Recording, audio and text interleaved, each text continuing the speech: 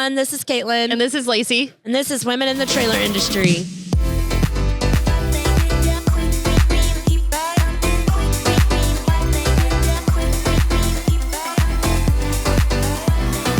Today we have a special guest here at the NATDA Trailer Show, Jessica Horn, right? Yep. Okay. And Jessica, who are you with? I am with Bucher Hydraulics. We are a power unit manufacturer out of Grand Rapids, Michigan. We've got other locations across the world, and we've got some a valve spot out in Elgin, Illinois. So we've got a few spots here in North America. Yeah. Yep. We've got locations around the world as well. Cool. I forget my next question. What do you think about the NATDA Trailer Show? This is my second year attending. Last year was my first, and I had only been at the company for about 4 or 5 months. Okay.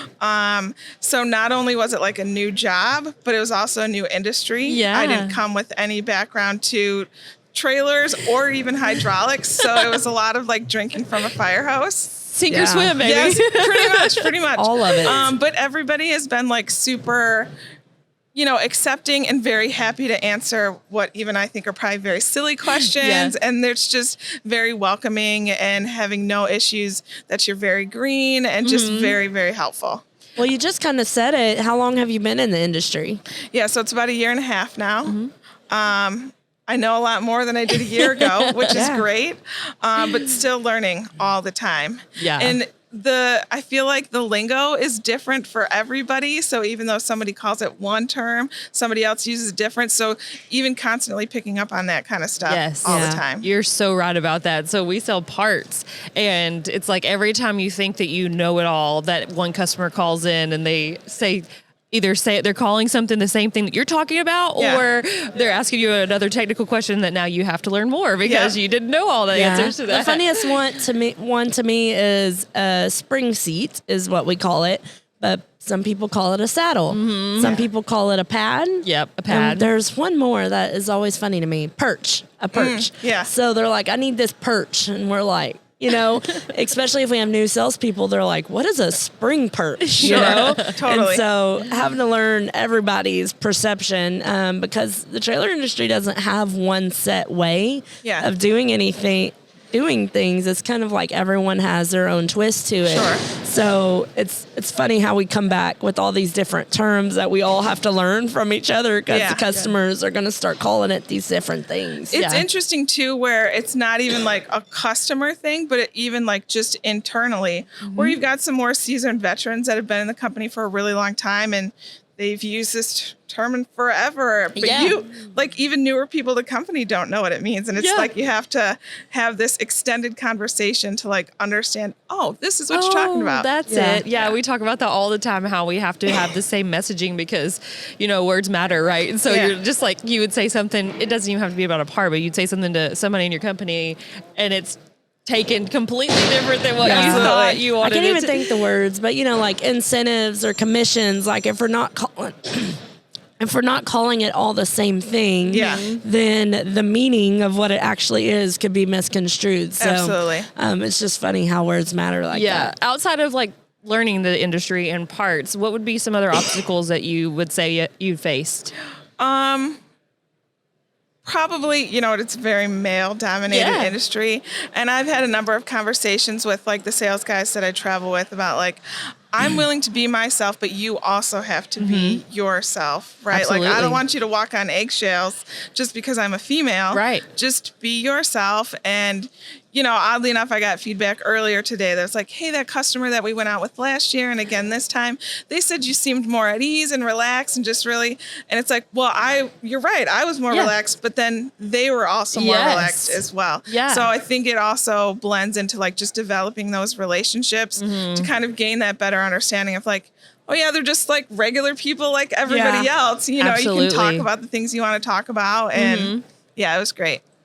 Yep, and definitely for the new, I would call them the newbies in the industry, we're kind of fortunate to have what we do in this industry because you can go out to eat with people and you don't have to be uptight. And so it's like, not uptight, but nervous or things like that because it's just really a conversation, just getting to network and connect with each other and just really letting it roll, And having everybody, well, a lot of people in the industry in such close spaces. So like everybody staying in the same street in the hotels and all these going to the same Broadway bars and, you know, all the things that, you know, you get to take a moment like when we're here at the trade show, we're all business, right? Yeah. And connections. But then after hours, you get that little bit of a release to be like, now let's have a beer together or whatever that absolutely. is. And it's like the elevator talk, like, when have you ever just been so confident to like just talk to this random person in the elevator and like make fun of them and, you know, like sit there and banter in the elevator? It's just kind of funny. I was thinking about that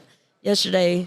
They didn't talk to me first, so I just started talking. I'm like, okay, this is weird because this used to not be the case. So it was pretty funny. So what do you do in the company? I am a junior product manager, so I deal with our power unit line out of Grand Rapids, and it's a lot of picking a product line and deciding how well is it doing? Do we need to discontinue things out of it? What new development should we make?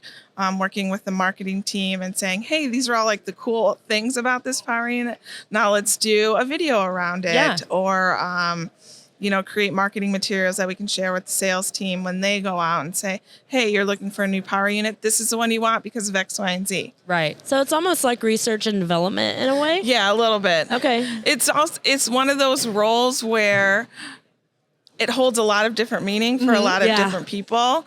I'd like to look at it as just like the biggest liaison between all the different departments. Okay. You know, because I am talking with supply chain about, you know, we need to get the cost down on this component so we can bring the power unit cost down. Or talking with the engineering team because we need more tests done on this motor to make sure it's up to our standards. Yeah. Again, with the marketing team, the finance team to make sure that we're hitting the costs that we want to hit. Or making those videos that you need to make. Exactly. Yes. So it's very much just communicating with a lot of different departments to make sure, you know, we're at where we want to be with something specific. Yep. Cool. Well, everyone who comes on the show, I'm just so intrigued by their role in their companies. Like, you know, you see project manager or whatever, and you're like, what does that even like entail? What does it look like? You know, what does that look like for that person? Yeah. So it's so funny, just the different roles and like how, I don't know, technical some of them are like that, you know? Yeah. I really like it because it's, although it's similar every day, it's very different every day. Because, you might, how to discontinue a product is going to be the same process every time. Right. But how you're getting there to that is different. And it's a different product. And you might be talking to a different buyer and the supply chain team to like work out those details. So it's nice because there's a lot of variety there. Yeah. So go ahead. Oh, I was just going to say, yesterday you attended the first ever Women's Committee Roundtable. Yeah. What were your thoughts? It was nice to see not only like a large group of women, but then like chatting with a few to know that like, oh, somebody else is kind of like in the same situation I am, you know. I was chatting with a few ladies and this was their first time even at the show and they hadn't had their business for very long. So to know that like, not that we always want to talk about the struggles, but like things that they were struggling with similar to what I had, you know, walked through. And then just to have commonality and like, this is how I'm trying to charge forward. Right. Support. Yeah. Support. And encouragement. Yes. And then like just gaining those other tidbits of information and ideas from others like, oh, yeah, I could totally try that on my I hadn't end. thought about that. Yeah. That's really good feedback. Yeah, the differing perspectives were really great. Yeah. Especially because, you know, we mentioned at the roundtable yesterday, there were people who had been in the industry for quite some time and kind of have seen the ropes and seen things change before. And then the newbies on the other end who was like, oh, that's great. But then also having the return of like, this is kind of the fresh faces that are coming in. And these are like our perspectives. And to know that like that kind of collaboration and we can both learn from each other was really great. Yeah. I think that's awesome. If somebody wanted to know more about your product or ask you any questions, how could they reach you? They can reach me. My email address is jessica.horn@bucherhydraulics.com. Awesome.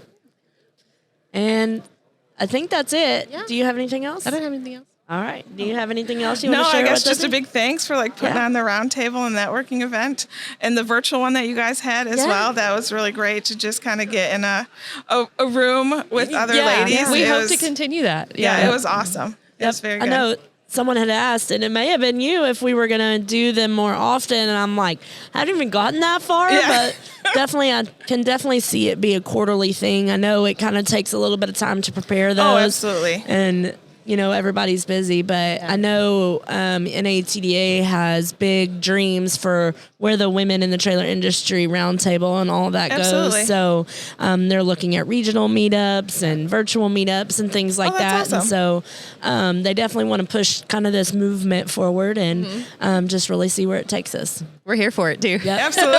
Absolutely. Well, thank you so much, Jessica, for being on the Absolutely. podcast with Thank us. you. And we hope you have a great show. Thanks. You too.